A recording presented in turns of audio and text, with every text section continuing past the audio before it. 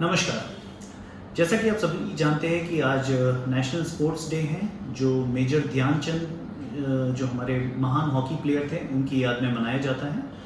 और स्पोर्ट्स का हमारे दैनिक जीवन में बहुत महत्व है, मेरा ये मानना है। जैसे जैसे मैं बड़ा हुआ इंडिया में, मैंने 4 चीज़ें देखी। पहली एक कहावत सुनी कि पढ़ोगे लिखोगे तो बनोगे नवाब, खेलोगे कूदोगे तो बनोगे खराब। यानी कि आप खेल कूद करोगे तो आपका कुछ नहीं हो सकता, आपको पढ़ना है यदि आपको कुछ अच्छा करना है तो। दूसरी चीज़ मैंने देखी कि हमारे देश में बहुत कम लोग स्पोर्ट्स में जाते थे। अधिकतर लोग कुछ पढ़ के डॉक्टर इंजीनियर बनना वो उनका ख्वाब था।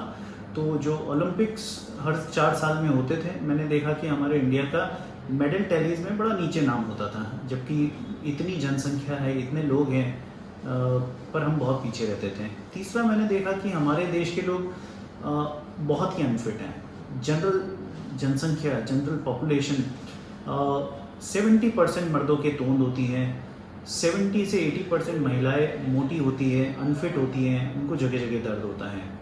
और चौथी चीज़ जो मैंने देखी है वो ये देखी है कि हमारे यहाँ एमेच्योर स्पोर्ट्स नाम की चीज़ नहीं है। यानी जो लोग खेलते हैं वो सिर्फ प्रोफेशनली खेलते हैं, और जो लोग नहीं खेलते वो नहीं खेलते हैं। तो मेरा ये मानना है कि स्पोर्ट्स हर एक की लाइफ का हिस्सा होना चाहिए। जरूरी नहीं कि हम एक प्रोफेशनल स्पोर्ट्स पर्सन हो, लेकिन हर इंसान के लिए एक स्पोर्ट होना चाहिए। हमें एक स्पोर्ट के लिए पैशन होना चाहिए, जिससे हम एक अच्छे लेवल से मेरा ये मतलब नहीं है कि किसी प्रोफेशनल लेवल पे, बल्कि एक अच्छे तरीके से खेलने की कोशिश करें। इससे कई फ़ायदे होते हैं। स्पोर्ट्स नो डाउट हमें फिट रखता है, लेकिन स्पोर्ट्स से हम कई सारी और चीज़ें भी सीखते हैं। स्पोर्ट्स हमें एक अच्छा इंसान बनाता है। स्पोर्ट्स एक माध्यम है जिससे हम अपनी लिमिट्स को क्रॉस करने की, उन्हें पुश करने की कोशिश कर सकते हैं, उसमें एक्सेल करके। हम जान सकते हैं कि हमारी सीमाएं क्या हैं। हमें एक टीम स्पिरिट आती है, हमें एक भावना आती है, खेल भावना, जिसमें हम जब हारते हैं तो उतना ही ग्रेसफुली हारते हैं जितना हम जीतते हैं। साथ ही हम जो हमारे साथी एथलीट होते हैं जिनके साथ हम खेलते हैं, एक दूसरे इंसान के लिए एक रिस्पेक्ट करना हम सीखते हैं स्पोर्ट्स से। तो ये सारी चीज़ें यदि हम जीवन में भी उतारे अपने, तो हमें एक काफ़ी बेहतर इंसान बन सकते हैं। तो स्पोर्ट्स हर इंसान का एक लाइफ का हिस्सा होना चाहिए। एक और चीज़ जो मैंने नोटिस की, जैसे जैसे मैं बड़ा हुआ, मैंने देखा कि हमारे देश में गिने चुने स्पोर्ट्स ही फेमस है। जैसे क्रिकेट है, टेनिस है, और जो मैंने 90s में देखा था और पहले के टाइम में देखा था कि हमारे स्पोर्ट्समैन बहुत आसानी से इंजर्ड हो जाते थे। कईयों के करियर मैंने ख़त्म होते हुए देखे कि कोई फास्ट बॉलर आया और बहुत कम समय में वो रिटायर हो गया क्योंकि उसको कोई इंजरी हो गई। तो स्पोर्ट्स इंजरीज, आज मैं जो बात बताना चाहता हूँ सभी लोगों को, आम लोगों को और प्रोफेशनल्स को जो स्पोर्ट्स खेलते हैं, क्योंकि मैं एक स्पोर्ट्स इंजरी सर्जन हूँ। मैं स्पोर्ट्स इंजरीज से डील करता हूँ। मेरे पास ऐसे पेशेंट्स आते हैं जिनको स्पोर्ट्स से इंजरी हो जाती है और वो उसे ढंग से मैनेज नहीं कर पाते, उसे डील नहीं कर पाते। तो एक स्पोर्ट्स इंजरी क्या होती है उसके बारे में बेसिक जानकारी हर स्पोर्ट्समैन को होनी चाहिए, हर एक कोच को होनी चाहिए जो स्पोर्ट्स सिखाता है। स्पोर्ट्स इंजरीज कई प्रकार की होती है। इसमें लिगामेंट की इंजरीज हो सकती है, जो कि अक्सर हमारे घुटने में, टखने में, रिस्ट में हो जाती है। स्ट्रेस फ्रैक्चर्स होते हैं। शोल्डर के आसपास की मसल्स की इंजरीज होती है, जैसे रोटेटर कफ इंजरीज हो गई।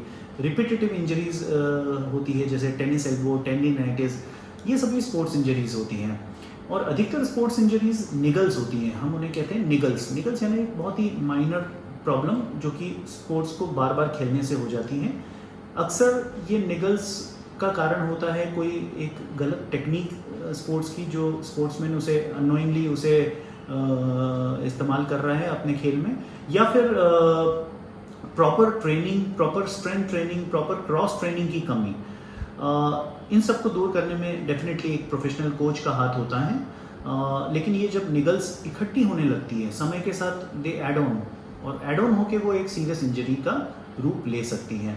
तो हर स्पोर्ट्समैन को उन्हें समय पे पहचानना और समय पे स्पेशलिस्ट को मिलना, डॉक्टर को दिखाना बहुत ज़रूरी है। और इलाज स्पोर्ट्स इंजरीज के बहुत सारे हो सकते हैं।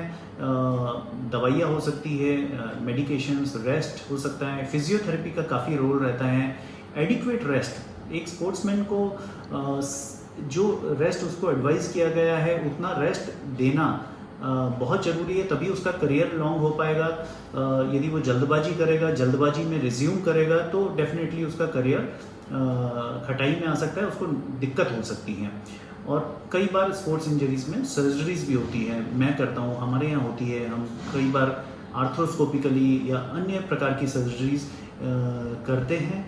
यदि स्पोर्ट्समैन को कोई स्पेशलिस्ट ने सर्जरी समझाई है तो उसे समय पे ये सर्जरी करवा लेनी चाहिए, बनिस्बत कि उसको टालते रहना और स्पोर्ट्स को कंटिन्यू करना, क्योंकि इससे भी उसका करियर ख़राब हो सकता है।